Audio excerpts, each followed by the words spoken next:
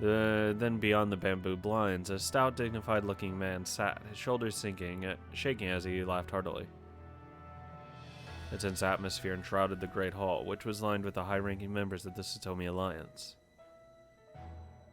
I do believe you go by a different name whilst in Tokyo, yes? And I'd say I appreciate being pandered to in such a manner. Forgive me, allow me to introduce myself again. I'm Rose Haibara. How saddening to think a young Japanese person born in Japan would go by a non-Japanese name. Fucking pick one, you old fuck! You can't be like, oh, don't pander to me. Okay, I'll use what I go by in Tokyo. I can't believe you go by that name. Fuck off! Do you think your parents, the ones who put so much thought into giving you your name, would be saddened by this? That's why... Fuck off. There's literally no pleasing people like this. No, I don't. They say a name symbolizes the body, however, that doesn't mean a name determines what a person really is. People obtain names that are well suited for their bodies. What we call ourselves and what we are called these days are trivial matters. My name can be given to me by my countrymen in the future, and judged by whatever I accomplish. That's how little I care about the name I take while I still live. And the same goes for your name, Yoshikage. Oh. Since we're still alive, what name we go by now is a trivial matter. The question is what we leave behind for future generations. The truly fitting name that we will be given is the sum of all we leave behind. At this moment, where Japan lies defeated and our homeland is on the brink of destruction, old men who relax on their tatami mats while neglecting their countrymen will not be highly thought of by the people in the future. Fucking go off. Queen! The executives all muttered and stirred. This was a clear provocation, after all. Queen! And what of yourself? Can you accomplish something that will be spoken of by later generations?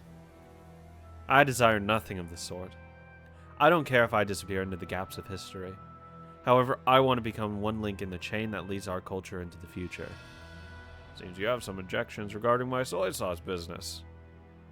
I want to discuss the matter of distributing goods at reasonable prices. Well, you see, I can sell it for so much, yeah? Satomi spoke with a facetious air. His executives all laughed loudly. What's wrong with selling things for a high price if that's what they sell for? Supply and demand. When culture is taken out of the hands of the common man, it dies. If I sold it for cheap, I'd stand to lose much. So you don't care if Japan loses its soy sauce culture as a result? That won't be a problem when I'm still alive. Probably. In other words, you're willing to stuff our soy sauce culture into a coffin. To take something that ought to be passed down to the future and make it your own personal property. I cannot allow for such a thing to take place. Oh, which means? To protect the culture of our future countrymen, I am prepared to go down in flames and take you with me. What do you say? The executive members of the Satomi Alliance all rose up and shouted. Wayne dashed forward, glaring at the young executives, who were poised to leap towards them.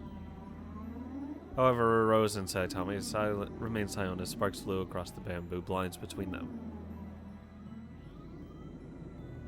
Be seated, all of you. Sit down, get your asses on the floor. The president said sit down now.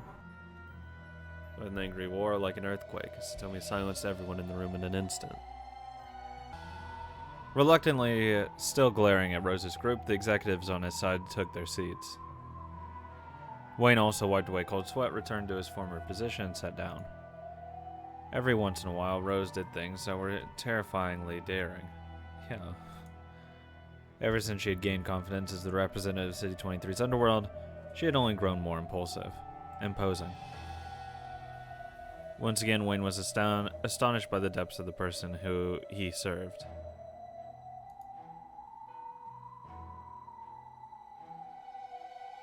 That princess of yours has gotten pretty dignified, hasn't she? Of course, she's the one who crushed your boss.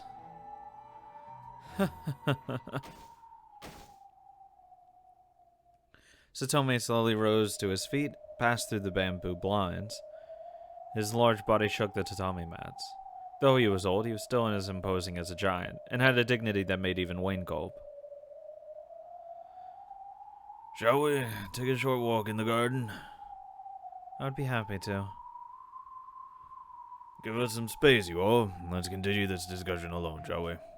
Ugh. Rose. You stay here too, Wayne. This was the core of enemy territory. No matter what happened, the enemy could erase all traces of it. They could simply kill all of Rose's group right here and simply claim they had never arrived at the mansion. At Satomi's request, they put on sandals and disappeared behind a grove of trees in the garden. Wayne could only clench his fist, and pray for her safety.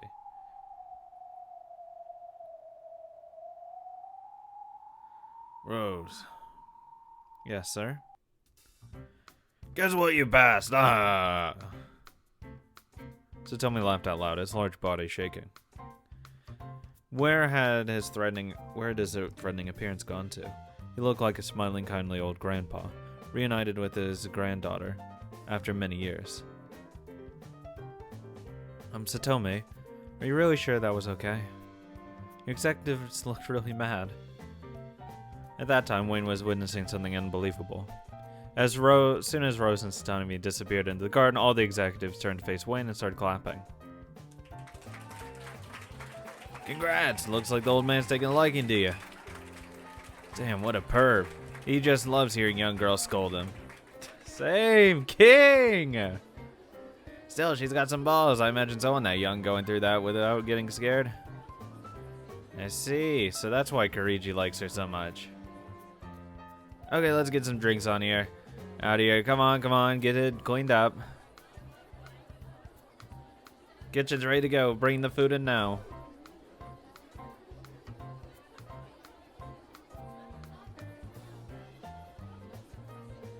What? What? Looks like you're still a kid. Couldn't you tell that they had no killing intent about them?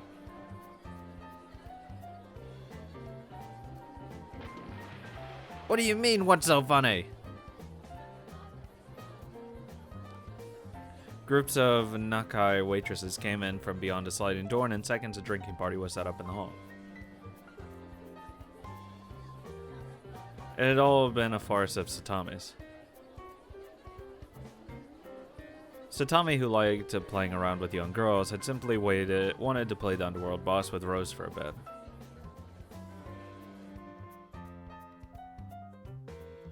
And so, as the soy sauce issue, sure thing, no problem. We've made enough bundles of cash off that luxury soy sauce anyway. I've got no problem with changing our business to a model that the common man can afford. Thank you so much. I'm sure everyone in Tokyo will be pleased. Satomi and Rose had hit it off over the phone. Only the stubborn Wayne had been truly unable to trust their partners, and passed the tension he felt onto the other guards. Well, it made sense, otherwise no one would have let kid guards like the Wandering Dogs come along for the ride. Richard had probably been happy to let Zell's group join the guard because he knew that Satomi and Rose were already on good terms. Fucking Wayne. However, even I'm no king. There are plenty of soy sauce industry who take pride in their work. People usually don't act the way you'd like them to, after all.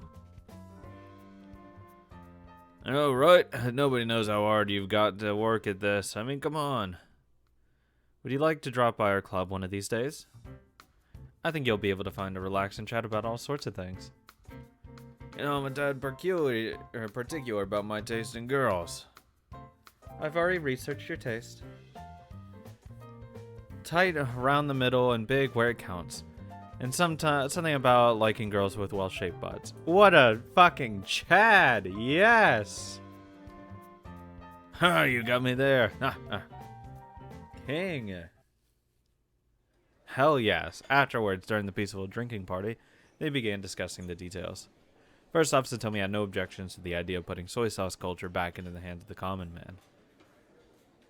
However, the soy sauce industry was showing opposition to this idea, since it would mean putting their distribution networks back to square one.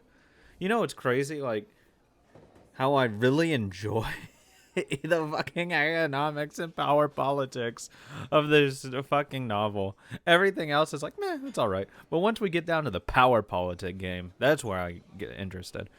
Even though it only went through luxury channels, their current system had only just been reestablished after a long battle. So this was an answer that Satomi had finally gotten out of them after much convincing. Why don't we start with a little test? A test? That's right. Instead of doing it all at once, let's experiment with a small quantity for now. Obviously, because you want to test the market. Super common. In other words, they would start with a small-scale deal and where it went from there. A practical proposal. I'm certain the members of the soy sauce industries are starving for gratitude at the moment. If soy sauce passes to the hands of the common man, and the industry hears everyone raising their voices in thanks... Exactly, I'm sure the soy sauce workers would be ecstatic.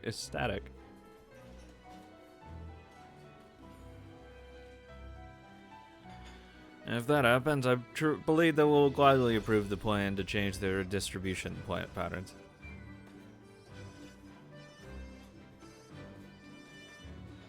True, I think it's a good proposal. I think of the aroma of soy sauce drifting down the path home from the town factory. I'm sure the Japanese won't be able to get enough of it. Get enough of it. I think it's the backdrop of our old homeland. And if when they drop by the store to buy dinner, they see delicious soy sauce lined up waiting for them.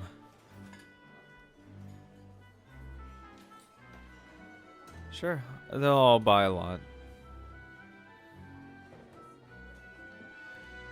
I'll do what I can with the price, but it'll still end up being a bit more expensive than it used to. Understand?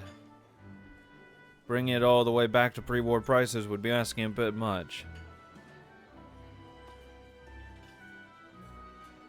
I think everyone understands that.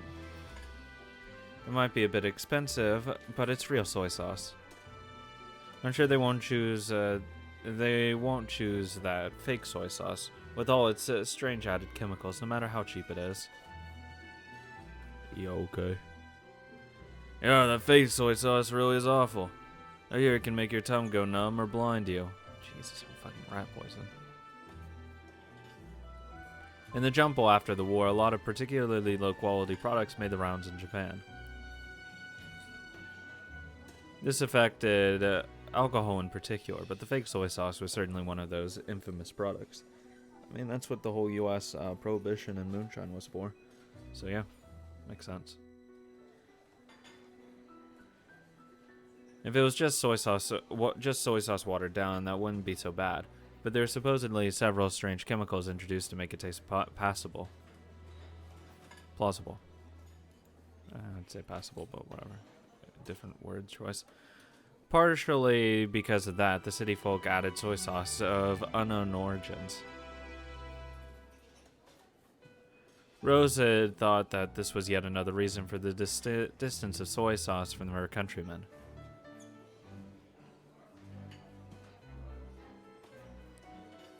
If real soy sauce is available to people, I think we'll be able to get rid of all of the other stuff. Well, of course. Once you've had to taste of new soy sauce fresh from the production facilities, you'll never forget it. In fact, I'd like to start things off by having you try it first with your own tongues. Here are some fresh fruits of the sea, recently brought in from Choshi Harbor. Oh, incredible. Let's eat. Huh? Can we? We get to eat too? Calm down, fool. Who would eat in the enemy camp? I'll bet we can. If we didn't eat after hearing that, it would actually be rude, right? They're not the enemy, obviously. Wow, that taste takes me back. You're right. Sweet. It's real soy sauce. You people are so incautious. Even you, Zell. Look, even Wayne signaling that it's okay to eat. With a sour expression on his face, Wayne signaled for them to go ahead. By now, the young executives of the Satomi Alliance were bright and cheery and trying to talk to Wayne. Only he remained in stiff guard mode, refusing all drinks and snacks. You see, I apologize to you, Rose. For what? When I first heard what you had to say, I derided you, thinking you were a little girl nobody. That's understandable. All that talk about assaulting the Caleb family with just 7 people and defeating Kirigi one-on-one seemed a bit too fantastical to be true. It was only natural. It's a bit hard to believe that the tyrant Caleb had been defeated by a little girl. At the very least, Satomi hadn't given Rose any credibility until he'd heard about it from Caleb himself. Before he had believed that Rose was being used as a mere figurehead by some Chinatown or American mafia group. After leaving City 23, Caleb hid himself in Chiba. Of course, Satomi heard of this immediately. Satomi had intended to have Caleb as his guest, hoping the man would serve as a commander if there were ever a chance to invade City 23. And he's like, bro, I don't want any fucking part of that shit. Then through talking with Caleb, he heard about Primavera and Madame Rose. He learned that the ideals Madame Rose was expressing and the resolve she had taken up when she rose up. Yeah, she's a fucking queen here. Good shit. It was thanks to Caleb taking the role of young Rose's guardian and President Satomi had acknowledged her as a partner on the same level. Sounds like Kirigi taking a real liking to you. It's because we're people who share the same goals. His methods were rash, but his power may have been necessary to break the earth in a desolate land. We made use of the money collected to buy the special offers windows. By absorbing the Caleb family, Primavera had also absorbed all of its assets. Of course, some of the bosses had apparently tried to snatch a few of those assets and make a run for it, but we fucking killed them all. The loyal Miguel had acted as a strict guard for their safe until the end. Then, because Richard managed to secure those assets immediately, nearly all the money passed into Primavera's hand. That money was the sum of all that Caleb had dirtied his hands to scrape together. If he hadn't, then no matter how great Don McDowell's generosity might have been, Primavera would never have been able to purchase the special offers windows so quickly. If I'm the mother of the high-wage utopia that our city folk now praise, then Caleb is its father. Indeed. A father's whose existence can never be revealed. Isn't that just how life is for us residents of the criminal underworld? We live and die by our convictions. Leaving one's name behind in history is a privilege exclusive to people who live in the sunlight. We abandon that privilege in exchange for the power to realize our ideals. Caleb has been a tyrant. He had caused many acts of violence, bringing his misfortune to crowds of people. That much would probably be written into history. However, there was also the massive sum of money he had gathered.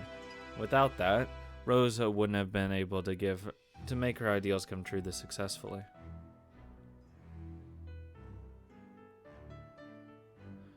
Publicly, no one would be able to approve of what he did. However, on a personal level, I have a thought as the one who stands at the peak of the City 23's underworld. He stained his hands with the blood of many people through his barbarous acts.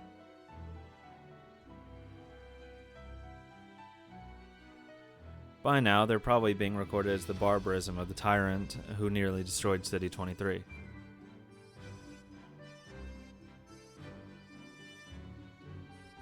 But 100 years from now, it's possible that another side of this barbarism will be fully appreciated.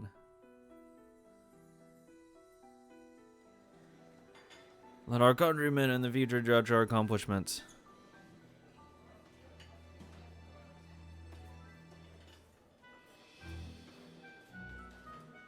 Our names we will live Our names while we live are worth hardly anything. Was it? Yeah, that sounds like a nice way to put it. That sounds like a nice way to live. No, you've got me wanting to receive the approval of our countrymen in the future. Maybe I'll call the soy sauce we send to Tokyo Satomi soy sauce. Sounds like a great plan to me. Then we'll need some more promotional posters, won't we? Imagine we sell like crazy if we had a poster of you in a bathing suit holding a bottle. Yes!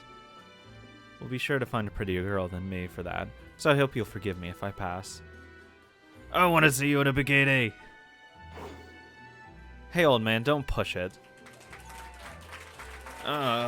Soft-handed girl younger than my granddaughter. Simply divine. Okay, that's kind of weird, though.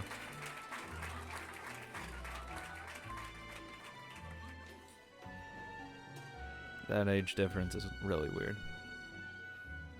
But hey, Meryl looks good. Could always pick her. Stella. Amanda. She's got a great body. Big where it counts. Oh, welcome back. You're back surprisingly early. Seeing that you've come back alive, I'm guessing everything went pretty well. That's right, thanks to your groundwork, he didn't treat me like a little girl. Of course not. We fought each other one-on-one. If he treated you like a little girl, where'd that leave me? Shall we make a toast? Rose, you like Western alcohol more than sake, right? It's true. Sure, I'll make you a drink. From me, Father Caleb to Madame Rose, to the Grove, the City 23. I'll have a whiskey and an amaretto cocktail. No, you'd better replace the whiskey with vodka. You see, a perfect match for Mother Rose. Is it peaceful in City 23? Without you, anywhere's peaceful. True enough. I've got no desire to get friendly with you. Go away, I'm busy guarding. Oh, I thought you were just standing there with a blank look on your face. I'm glaring at all the other customers. Oh, that's so. You're pretty awesome, Wayne. Well, I didn't think it'd make a more tense around this. I did think it'd be a lot more tense around the Satomi Alliance. Never imagined they'd give us such a big welcome. Criminal underworld has a dark image, full of threats and pain. But I guess the most important thing is peace between people. Only punks fight all the time. Men have got to be samurai. Samurai don't take their swords out until shit gets real. Oh yes, the famous saying. True, really strong men never take their swords out until the proper time comes. It's a good lesson. I should change the way I think. It'd be cool to be calm and nihilistic all the time, but kick butt whenever you get serious. Oh, that's just what I'd like to be. Probably because of the recent success during the conference with President Satomi, the mood throughout the bar was peaceful. As midnight approached, the bar was filled with a cheery bustle of customers. Who could possibly notice a few men with killing intent slipping into such a cheery den? Dun dun dun. They totally let their guards down. We'll do it here. We'll slip out while it's still crazy. You've made too many enemies, Madame Rose. You guys stay close to the entrance. You, come from the other corner. You shoot from that angle. The leader drew a map on the table with a wet finger, showing them the angles to attack from. By attacking from multiple angles, they planned to have no blind spots, letting them finish their job with certainty. If we can take out Madame Rose, that's enough. The moment you see her dancing with a spurt of blood, make a run for it. You got the car engine started, right? Of course. Okay, let's do it. The men all rose from their seats at once. In the seat immediately behind them was a small girl. As Xiaolun watched the hitmen leave, she stared and stared at Zell's profile. Her expressionless gaze seemed to be glaring, or maybe watching intently. She just stared, with Zell's every movement reflected in her eyes. Zell felt the gaze and looked around uncomfortably. Then two pairs of eyes met. Separated by several tables, and guest Zell's and Xiaolun's eyes met. Huh. Finally, Zell realized that the girl was staring at her.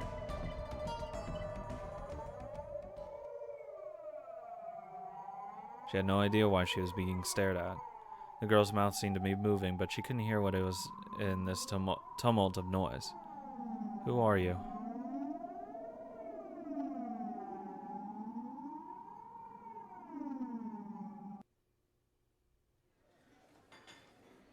Zell? Zell, what's wrong?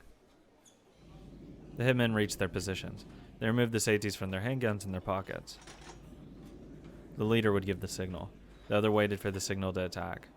The crowd of customers getting in the way flowed and split. Let's do it. The leader gave an exaggerated nod, and the next instant all the hitmen drew their guns. Nice. At the same moment, one was kicked away, one was held down, and the other had his hands pinned behind him. The other was grabbed by the arms. The members of the Wandering Dogs were sticking to the backs of the 4 hitmen.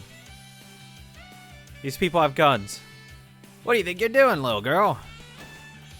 We've had you marked the whole time. Charles's nose told us you were suspicious. Easy fucking peasy. Charles' sense of smell was as sharp as an animal's. It immediately told him that these people didn't smell like residents of this town. You don't smell like the sea. Damn, Brad, let go. The hitmen were so weak that mere children could keep them pinned down. They each knocked the members of Zell's team away, but their sneak attack had been completely spoiled.